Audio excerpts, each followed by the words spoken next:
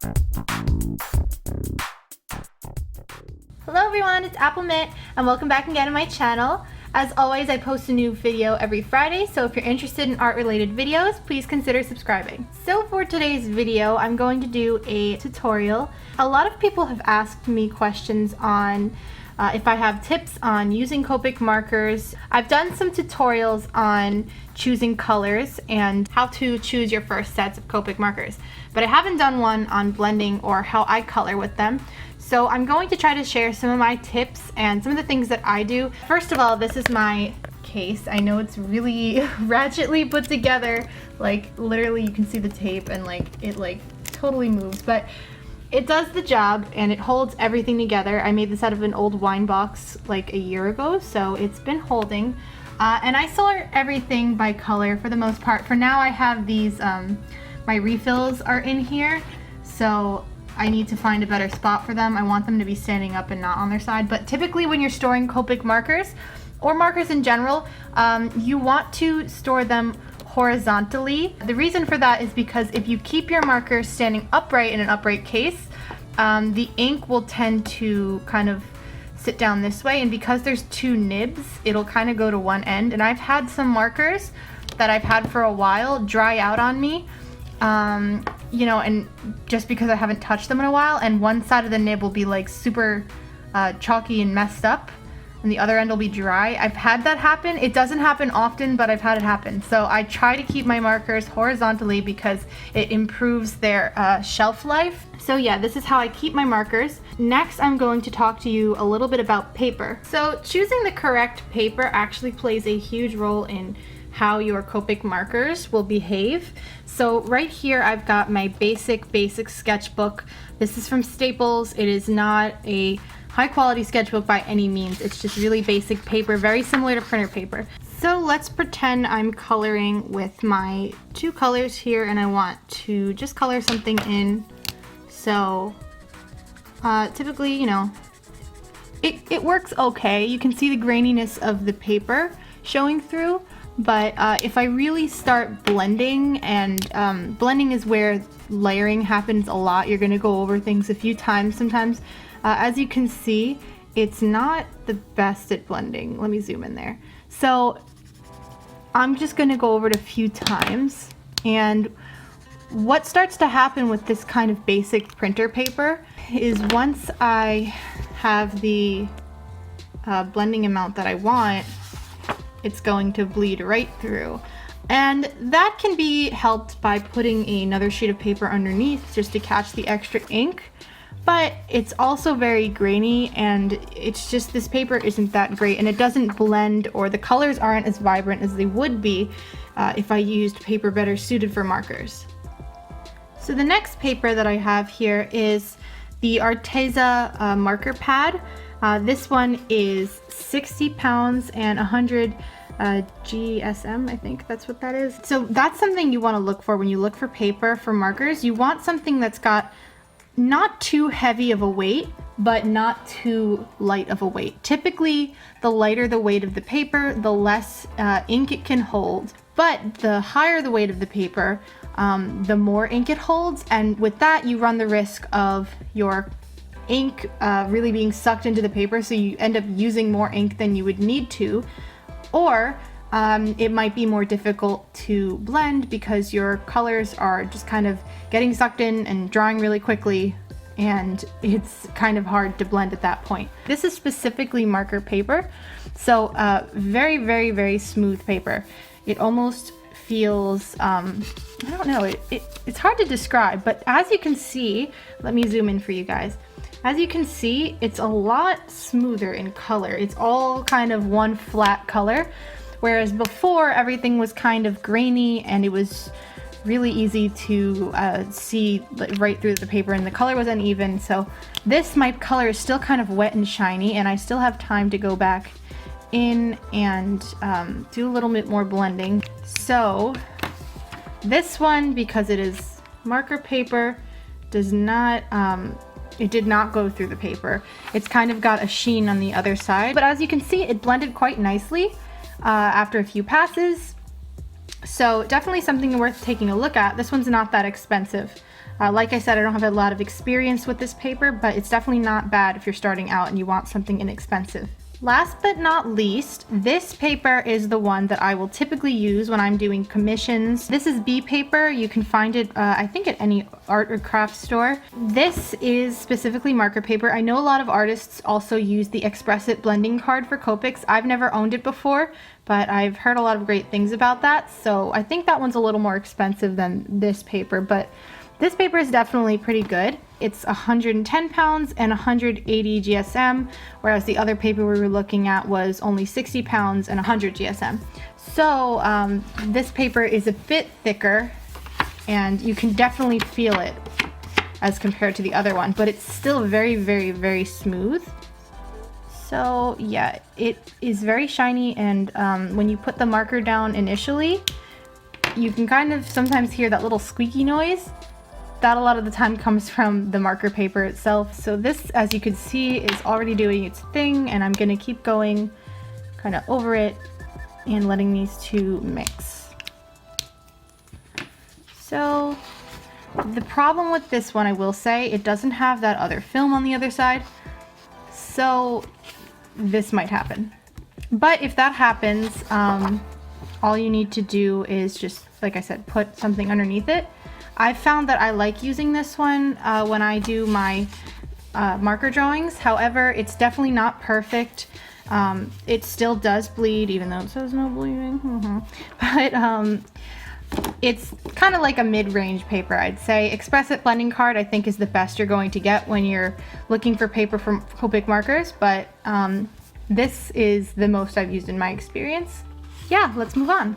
So the first step when you're coloring is to choose the color family that you'd like to be using for your image. So if I'm coloring this little heart here, I might want to use reds. So as you can see, I've got R27, R29, R59, RV29, and I do have a few other reds. Now, Copic markers, the nice thing about them is that they are all sorted in their own little color coding system. And not all markers have this, and if you remember in my video for the fine color markers, I think I had 72 colors for them. All of their numbers are completely random. There's no organization. The only thing that gives you any kind of idea of what a color is BV, blue violet, Y for yellow, E for earth, etc. So that's the only system these follow, but other than that, the numbers mean nothing. And I hate when markers do that. Why would you just randomly give your markers a number just to look fancy? Like, it doesn't make any sense. However, Copics all have a system. So if we are looking at this marker, R27, the first letter in the Copic marker is the color family. So this is R, this is the red family, whereas this is RV, this is red violet, so kind of like a pinkish red family, whereas this is just reds. The 2 is the saturation number, and these colors go from, these numbers in this second column here go from 0 to 9. So anything closer to 0 is going to be more saturated. Anything closer to 9 is less saturated. So if something's more saturated, it's typically brighter, it's typically more vibrant, whereas things are a little more dull and a little less vibrant when they are less saturated. And then the third column here is the brightness number. So the colors that are closer to 0, or the numbers I should say, sorry, that are closer to 0 are lighter, and the numbers that are closer to 9 are darker. So that's how to read your Copic markers. So if we're going to be coloring our heart in, I'm going to start with the lightest one that I have, which is cadmium red, and that's R27. You can start with something like pink. It doesn't have to be in the same color family, and I'll show you that a little bit later. So if I'm starting here, I might start at the very top with my lightest color. And when I'm coloring with Copic markers, I tend to kind of go in circular motions a bit. Kind of just helps the colors all become very even. So I'll put that to the side, and sometimes I leave it open just so I can go back. this marker's kind of messed up. I don't know why. The nib is messed up. I need to change it. So I'm going to throw down this color in the center, and some people start with the darkest color first and then blend to lightest. Others start with lightest and blend to darkest. I think if you, it doesn't really matter, but if you start with the darkest, it might be easier. I kind of did it the opposite right here. So just go back in with your colors, go back and forth, and blend, blend, blend. And you'll eventually get the look that you want. So next I'm going to show you how to color with things that are in slightly different color families. So if I want to use my B97 and then I want to take my BG09, now these are pretty different, but I think I can make it work. Start with my darker one, which is the BG09. I'm going to go right here. I'm going to start at one end. Again, just like we did with the heart, start with your one side and just kind of blend or color forward. So I'm actually going to start with the blue real quick. And as you can see, this is exactly why some type of marker paper at the very least is important, because if you don't use marker paper, you're never going to be able to blend very well, because as you can see, I'm using a lot of layers of colors here. So if you don't at least do that, you know, you're not going to really be able to blend and get the effect, and you're just going to waste your ink. So you don't want that. This paper is definitely letting me layer a bit.